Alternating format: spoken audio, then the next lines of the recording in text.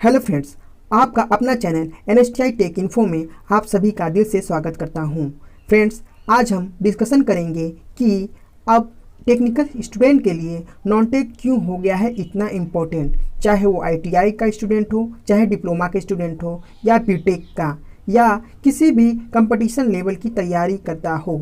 दोस्तों, आज से 10 साल पहले, 7 से 10 साल पहले एक टेक्निकल स्टूडेंट के लिए नॉन टेक क्वेश्चन 20% ही आते थे, लेकिन आज के समय में पहले आप नॉन टेक क्लियर करें तब आप टेक्निकल एग्ज़ाम दे पाएंगे, या पहले आपको नॉन टेक एग्ज़ाम पास करना होगा।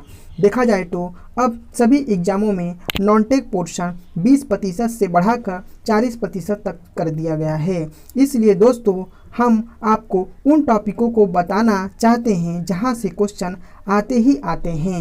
एग्ज़ाम के पहले इन टॉपिकों को अगर आप देख के जाएंगे तो आप अच्छा से अच्छा मार्क्स एग्ज़ाम में मार्क्स को स्कोप कर पाएंगे, प्राप्त कर पाएंगे। तो इन टॉपिकों का आप स्क्रीनशॉट या PDF डिस्क्रिप्शन बॉक्स में दिया गया है, वहां से डाउनलोड कर लें ताकि आपका एग्ज़ाम अच्छा से अच्छा जाए। तो चलिए दोस्तों, हम उन टॉपिकों की ओर जाते हैं जहां से क्वेश्चन आते ही आते हैं, मोस्ट इम्पॉर्टेंट टॉपिक। तो दोस्तों, पहला टॉपिक क्या है? Important temples of India.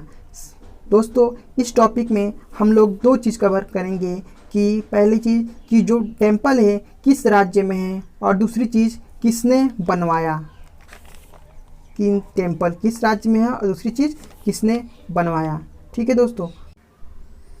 दूसरा टॉपिक है दोस्तों, important headquarter and India organisation. मतलब इस टॉपिक में आप दो चीज़ तैयार कर लीजिएगा कि ये इम्पोर्टेंट हेडक्वार्टर कौन कौन से हैं और किस किस राज्य में है और किस किस देश में है, और इसकी स्थापना एक देख लीजिएगा, और स्थापना के अलावा आप इसके अध्यक्ष देख लीजिएगा कि इस समय वर्तमान में इस हेडक्वार्टर के अध्यक्ष कौन है।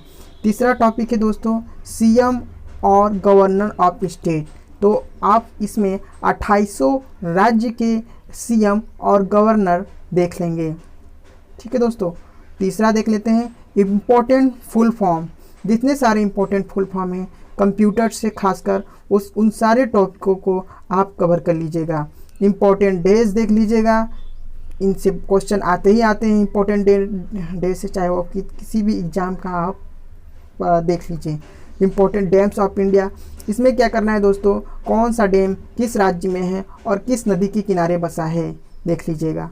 उसके बाद रिवर सिस्टम दोस्तों, रिवर सिस्टम में आप ये देख लीजिएगा कि कौन सा नदी का उद्गम स्थल कहाँ से उत्पन्न हुआ है। उसके बाद क्लासिकल डांस विभिन्न राज्यों के भिन्न भिन्न होते हैं, उसको देख लीजिएगा। उसके बाद सिटी बिसाइड रिवर, कौन सा राज्य किस नदी के किनारे बसा है, वो देख लीजिएगा। उसके बाद दोस्तों नेक्स्ट टॉपिक की ओर आते हैं, तो वो टॉपिक है national tiger reserve.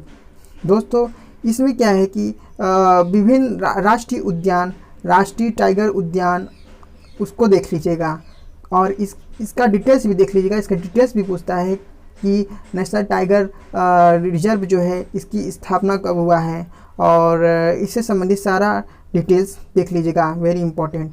UNESCO heritage, दोस्तों इसमें आई थिंक 40 हेरिटेज जो है भारत के इस बार शामिल हुए हैं। 40, 2 अभी हाल ही बीच शामिल हुए, पहले 38 थे, अब 2 शामिल करके 40 हो गया है। इस जितने भी 40 हेरिटेज है इसके बारे में पढ़ लीजिएगा, और किसने बनवाया है, और साथ ही साथ कौन कौन से स्थान पर ये सिचुएटेड है, ये देख लीजिएगा। ठीक है दोस्तों। उसके बाद changing the name of city, ये तो इम्पोर्टेंट है ही। तो दोस्तों, इसमें क्या करना है कि आप करेंट देख लीजिएगा कि कौन से शहर का नाम चेंज किया गया है। जैसे पंडित दीनदयाल उपाध्याय जंक्शन का नाम, अभी रेलवे स्टेशन पहले मुगल सराय था तो पंडित दीनदयाल उपाध्याय जंक्शन हो गया है। तो ऐसे बहुत सारी हैं, उनको देख लीजिएगा। ठीक है। उसके बाद प्लान ऑफ गवर्नमेंट, जितनी भी योजनाएं हैं, चाहे वो केंद्र सरकार के हो चाहे राज्य सरकार के हो, खासकर केंद्र सरकार की सारी योजनाएं आप देख के जाइएगा, क्योंकि यहाँ से क्वेश्चन आते ही आते हैं। Currency, capital and country. Currency, capital and country में विभिन्न देशों की करेंसी, राजधानी और कंट्री देख लीजिएगा। ठीक, ओके। तो नेक्स्ट टॉपिक पे चलते हैं, कौन कौन से हैं इम्पोर्टेंट। तो टॉपिक है न्यूक्लियर पावर प्लांट।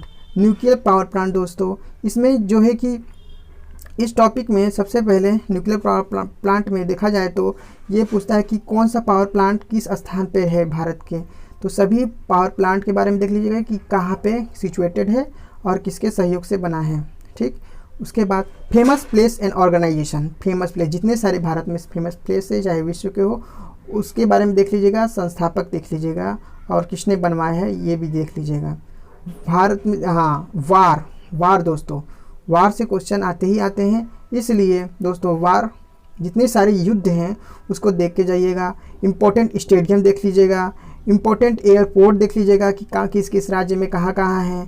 उसके बाद रिसर्च सेंटर इन इंडिया देख लीजिएगा कि भारत में कितने सारे रिसर्च सेंटर हैं और कहाँ पे स्थापित हैं। ठीक, उसके बाद दोस्तों बैंक एंड हेडक्वार्टर देख लीजिएगा, विभिन्न बैंक की स्थापना दिवस भी देख लीजिएगा और हेडक्वार्टर कहाँ है। और देखा जाए तो इसके अध्यक्ष वगैरह भी पूछता है तो वो भी देख लीजिएगा। ठीक दोस्तों, नेक्स्ट टॉपिक है कैबिनेट मिनिस्ट्री ऑफ इंडिया। देखिए दोस्तों, इसमें जो है कि कैबिनेट स्तर के जितने भी मंत्री परिषद होते हैं उसको आप देख के जाइएगा, क्योंकि यहाँ से क्वेश्चन अक्सर पूछे जाते हैं। इम्पोर्टेंट